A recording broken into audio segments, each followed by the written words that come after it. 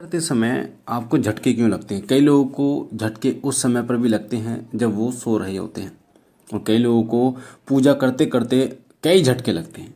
और ये जो झटके हैं ये कमर के पीछे से शुरू होते हैं और ऊपर की तरफ झटके लगते रहते हैं।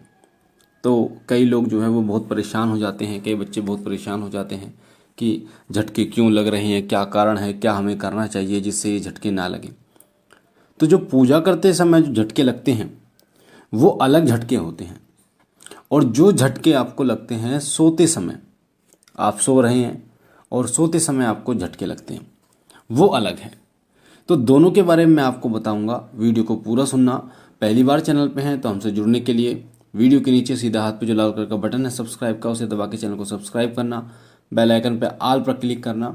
हमसे जुड़ने के लिए शिव कृपा चैनल को सब्सक्राइब के साथ साथ में टेलीग्राम ग्रुप से आप जुड़ सकते हैं, उसका लिंक डिस्क्रिप्शन में है, ताकि आपके प्रश्नों के उत्तर और भी बात आप हमसे कर सकें। कोई इसमें पैसा नहीं लगता किसी भी तरीके के। पूजा करते समय झटके क्यों लगते हैं, पहले इसके बारे में हम बात करते हैं।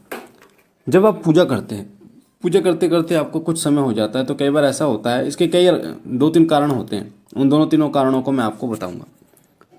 पहला कारण होता है कि जब आपकी ऊर्जा का सतह बढ़ जाता है, आप जब करते करते करते करते आपकी ऊर्जा का जो सतह है वो बढ़ जाता है, तो आपको ऐसा लगता है, हल्के हल्के झटके लगते हैं। जैसे हल्का सा करंट लगा फिर ठीक हो गए, फिर करंट लगा फिर ठीक हो गए। ये झटके जो लगते हैं ये लगते हैं उस समय पर जब ऊर्जा मूलाधार चक्र से ऊपर की तरफ उठना शुरू करती है, आपकी कुंडलिनी शक्ति ऊपर की तरफ उठना शुरू करती है। कहा जाता है जो हमारे शरीर के अंदर कुंडलिनी शक्ति होती है वो ब्रह्मांड की समस्त शक्तियाँ उस कुंडलिनी शक्ति में विद्यमान होती हैं। बिना जगे ही वो हमारे शरीर के सारे काम करती हैं। और जब कुंडलिनी शक्ति जग जाती है तो मतलब ऐसा नहीं होता कि वो एकदम जगती है, धीरे धीरे वो कुंडलिनी शक्ति जागृत होती है। जैसे आपने देखा होगा चूल्हे पर जो तवा होता है वो धीरे धीरे गर्म होता है, और फिर एक ऐसा समय आता है जब वो इतना गर्म हो जाता है कि हाथ जलाने लगता है। उसी तरीके से कुंडलिनी शक्ति जब मूलाधार से ऊपर की तरफ उठती है तो हल्के हल्के झटके लगते हैं। पहला कारण ये है।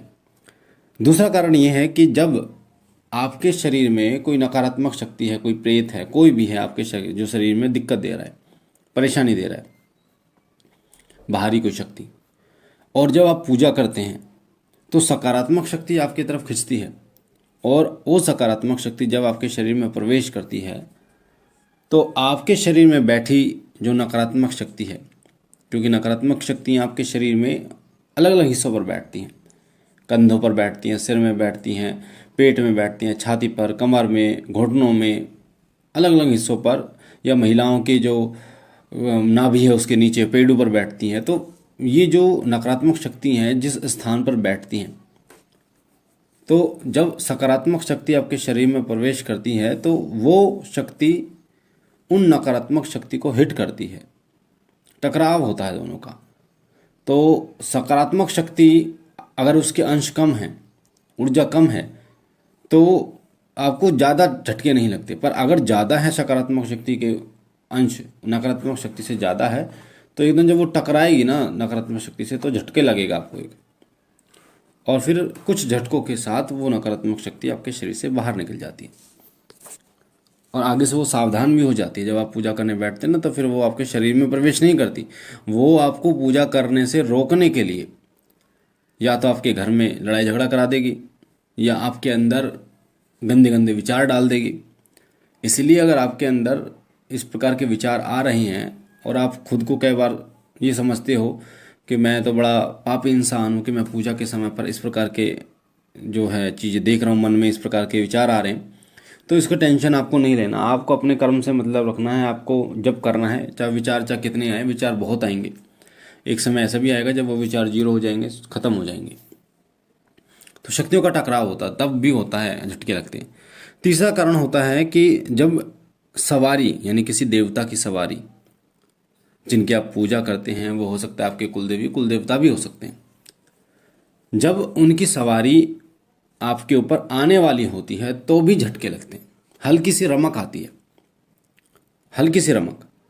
तो ये जब सवारी की रमक आती है यानी सवारी का कुछ अंश आता है, तब भी आपको ऐसा महसूस होता है कि शरीर में झटके लग रहे हैं।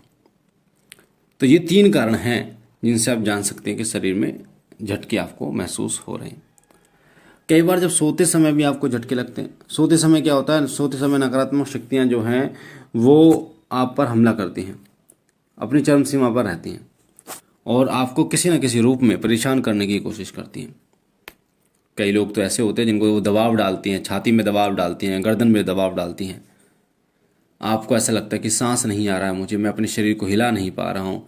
कई बार वो आपको पटक भी मार देती हैं। आपको ऐसा लगता है कि आप सोते समय आप गिर गए नीचे, पर होता क्या है कि वो आपको गिरा देती हैं। ऐसा भी होता है कई लोगों के साथ।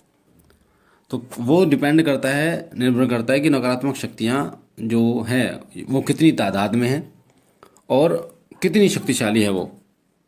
इसलिए नकारात्मक शक्तियों के कारण जो झटके लगते हैं उनमें आपको महसूस होता है, आपको सपने में दिखाई देता है, परछाई दिखाई देती है, आपको डर लगता है। तो ये सभी कारण होते हैं नकारात्मक शक्ति के जब झटके लगते हैं आपको।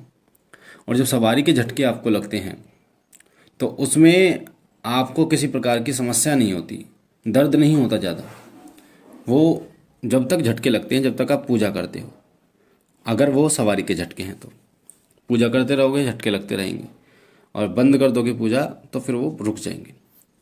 तो ये कारण मैंने आपको बताए झटके लगने के। मुझे आशा है जानकारी आपको समझ आई होगी और पसंद आई होगी। पहली बार चैनल पे हैं, चैनल को सब्सक्राइब कीजिए, लाइक कीजिए, शेयर कीजिए। शिव कृपा परिवार के साथ जुड़िए। बाबा भोलेनाथ आप पर कृपा करें, आपके घर परिवार पर कृपा करें, सदैव आपकी झोली भरते रहे। हम मिलते हैं एक नई जानकारी।